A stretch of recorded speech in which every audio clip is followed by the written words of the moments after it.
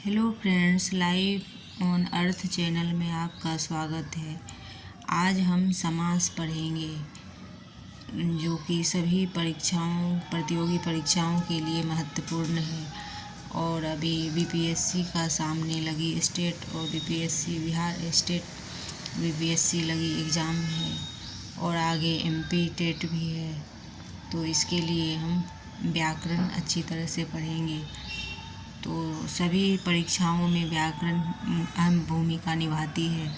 जहाँ तक कि फर्स्ट ग्रेड जो भी होता है टेट, उसमें व्याकरण से ही ज़्यादा 60-70% व्याकरण से ही पूछा जाता है, सवाल पूछे जाते हैं। तो इसलिए व्याकरण पर विशेष ध्यान देंगे। तो आज हम बिहार स्टेट से 9th-10th में लगी समास सिलेबस में समास लगी हुई है, तो समास हम आज पढ़ेंगे। तो देखिए, समास का अर्थ क्या है।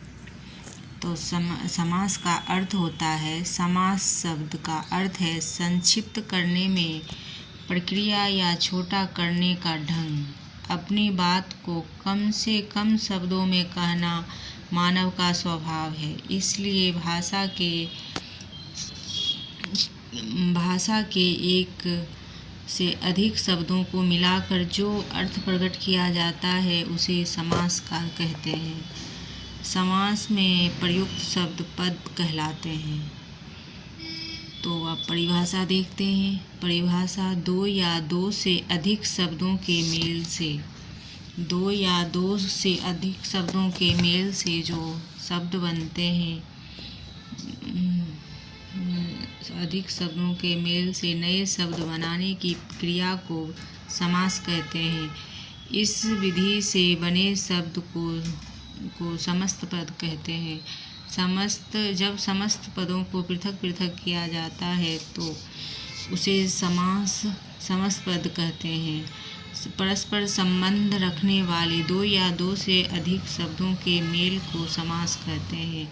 समास में प्रायः दो शब्द पद हैं जिसमें अर्थ की दृष्टि से परस्पर स्वतंत्र संबंध होता है, अर्थात शब्दों को पृथक करने की प्रत्येक शब्द का अपना एक अर्थ है। समास रचना में दो शब्द होते हैं। पहला पद पूर्व पद कहा जाता है और दूसरा पद उत्तर पद कहा जाता है। इन दोनों से बना नया शब्द समस्त पद कहलाता है। समास रचना के क्रम में का विभक्ति का लोप होता है, जैसे पूर्व पद उत्तर पद।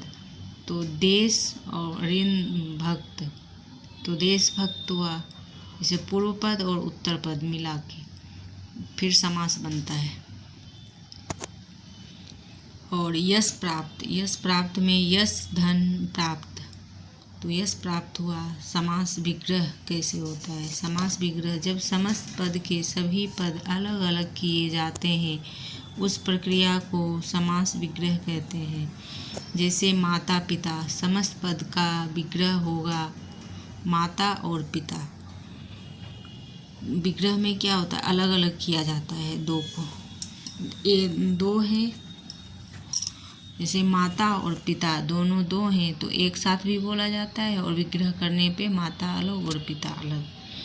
तो इस प्रकार विशेष समास हेतु कम से कम दो पद होने चाहिए। पहले पद को पूर्व पद तथा दूसरे पद को उत्तर पद कहते हैं।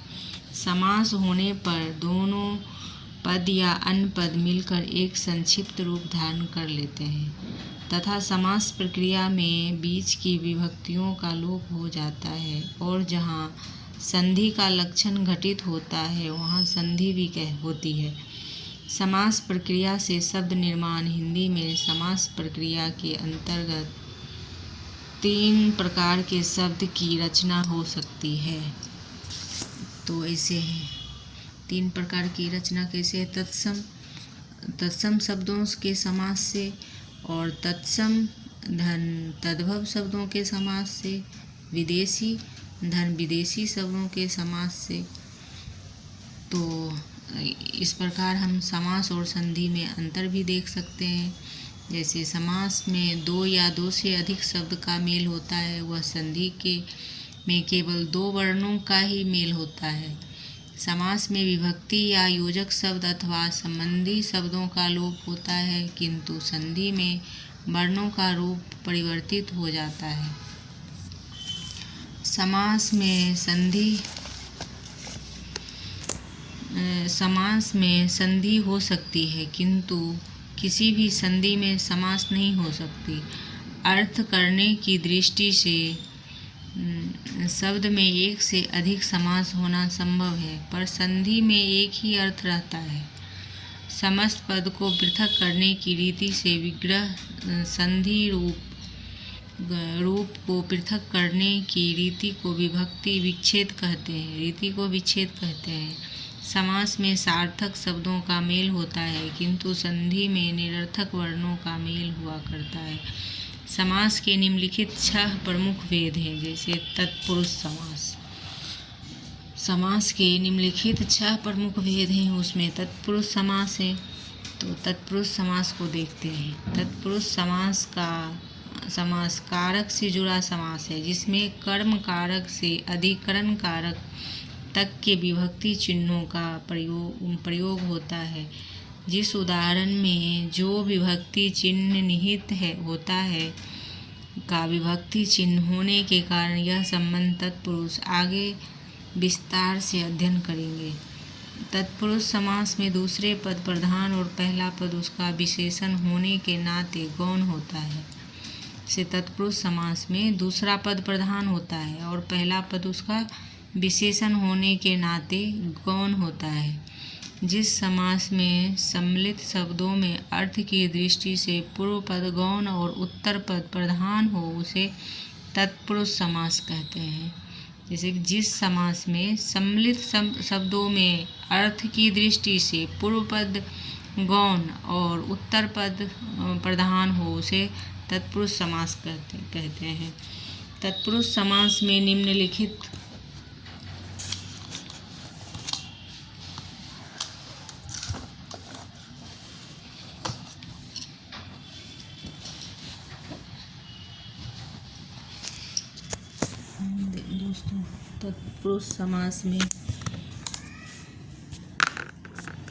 तत्पुरुष समास को देखते हैं। तत्पुरुष समास में निम्नलिखित तथ्य होने चाहिए।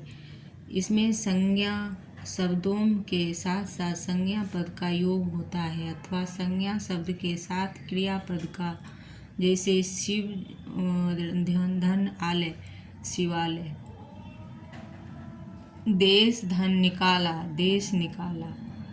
तत्पुरुष समास में किसी कारक की विभक्ति रहती है, परंतु समस्त पद में उसका लोप हो जाता है। तत्पुरुष समास में किसी कारक की विभक्ति रहती है, परंतु समस्त पद में उसका लोप हो जाता है। संस्कृत के कुछ शब्दों में विभक्ति लोप भी नहीं होता, जैसे जल। जल में विभक्ति लोप नहीं होता। पानी, उत्पन्न, पानी उत्पन्न, जैसे जल में उत्पन्न, जलज। इस समास में कारक विभक्ति एकाधिक शब्दों का लोप होता है, इसलिए विभक्ति के कारक के अनुसार भी तत्पुरुष समास के निम्नलिखित भेद किए हैं।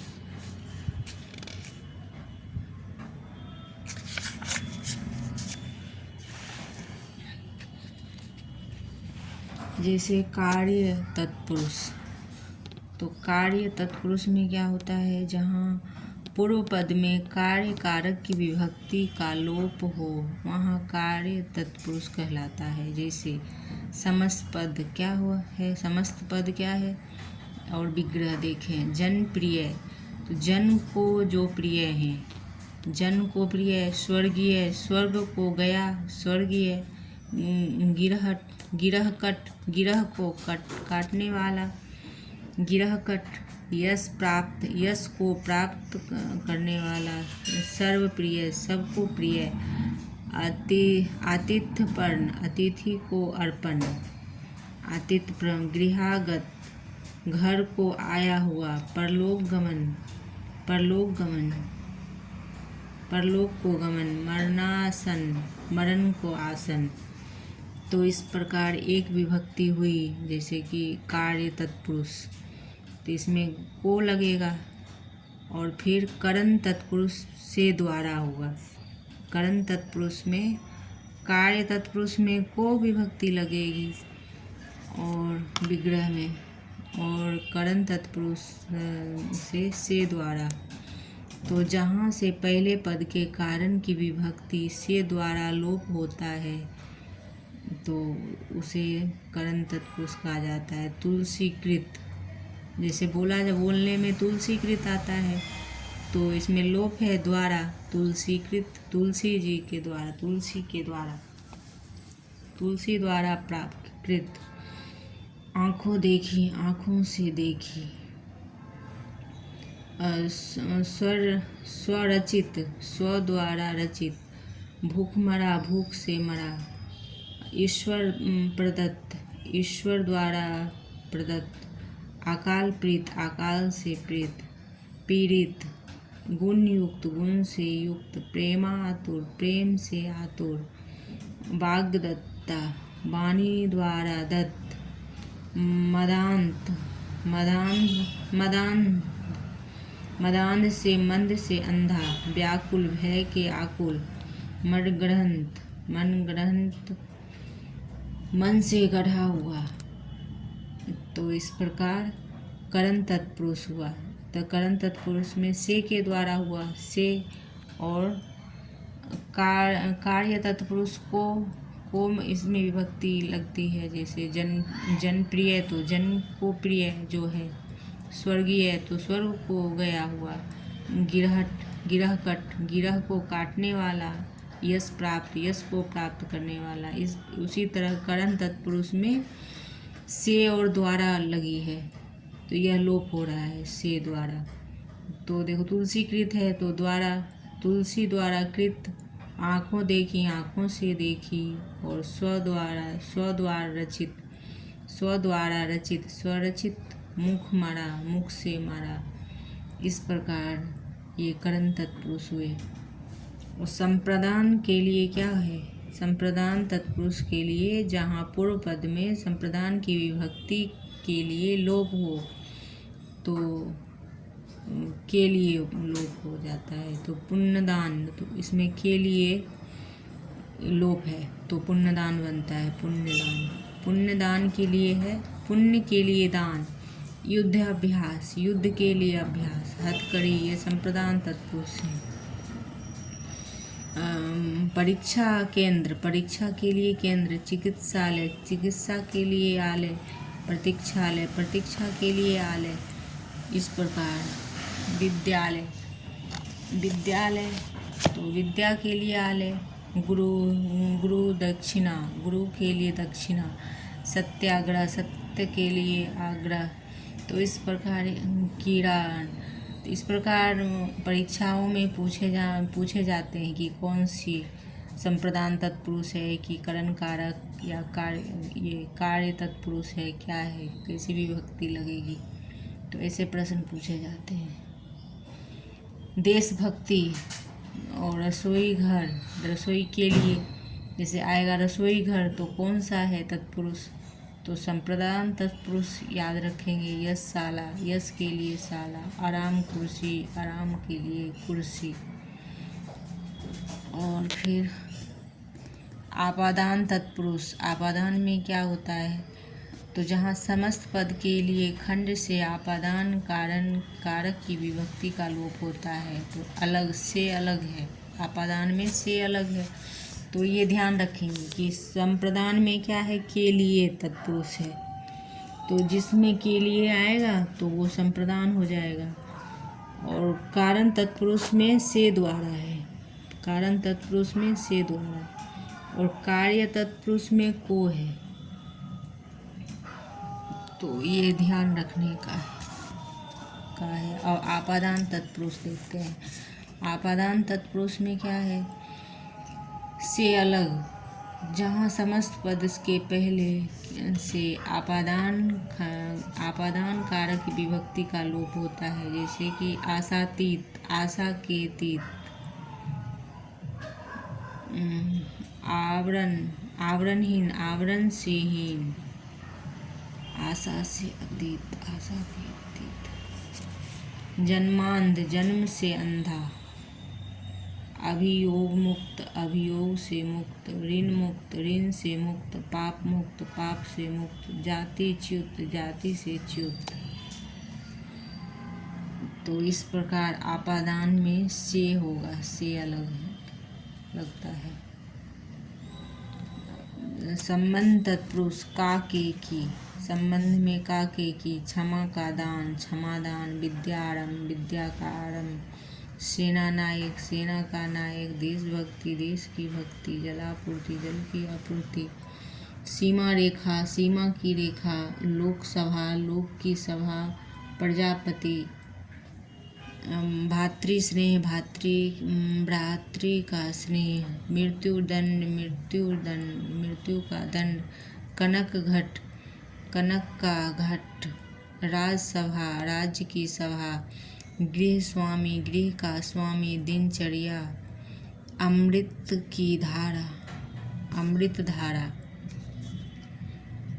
तो फ्रेंड्स, अभी इतनी ही विभक्ति है और